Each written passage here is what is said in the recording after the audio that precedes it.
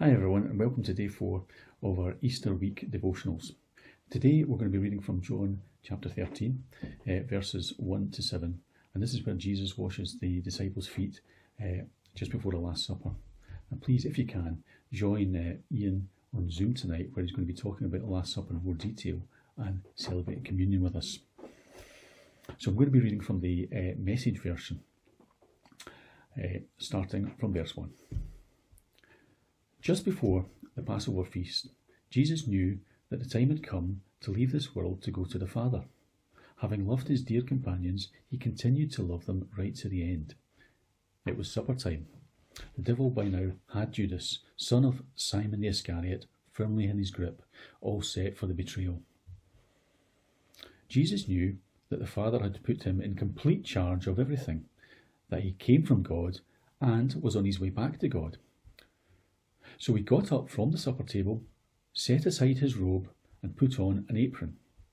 Then he poured water into a basin and began to wash the feet of the disciples, drying them with his apron. When he got to Simon Peter, Peter said, "Master, you wash my feet?" Jesus answered, "You don't understand now what I'm doing, but it will be clear enough to you later." But Peter persisted, "You're not going to wash my feet ever." Jesus said, "If I don't wash you, you can't be a part of what I'm doing." "Master," said Peter, "not only my feet then. Wash my hands, wash my head." Jesus said, if you've had a bath in the morning, you only need your feet washed now, and you're clean from head to toe. My concern, you understand, is holiness, not hygiene. So now you're clean, but not every one of you is. He knew who was betraying him, and that's why he said, "Not every one of you." After he had finished washing their feet, he took his robe, put it back on, and went back to his place at the table. Then he said, "Do you understand what I've done to you?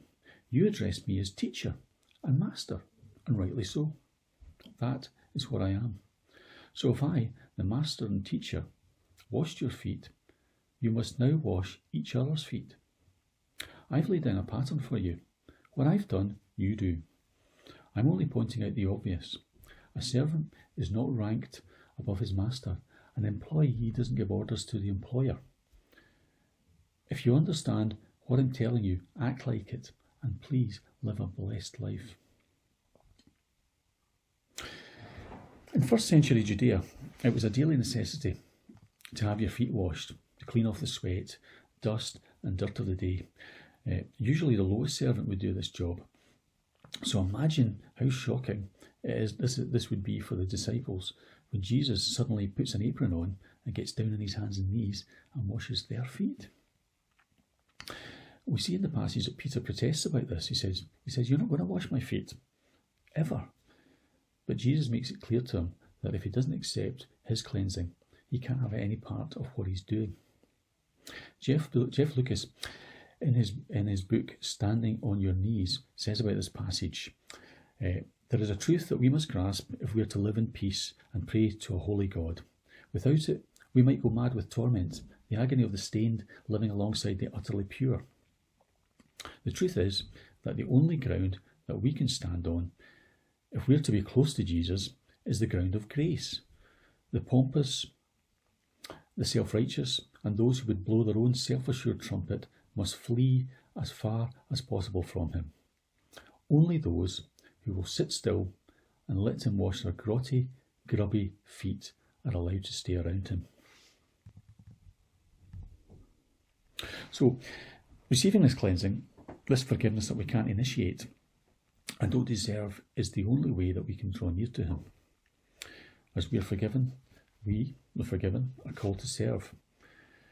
Jesus asks us to get our hands dirty in whatever way we can to serve him, and we can be assured that he will equip us with everything that we need.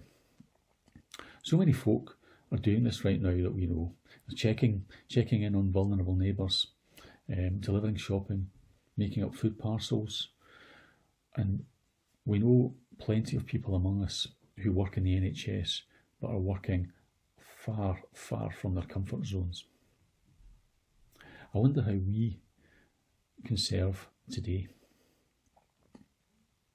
Let's give thanks now for God's amazing grace. Almighty God, we thank you that Jesus washed the disciples' feet, and we thank you for washing our feet so that we can serve others.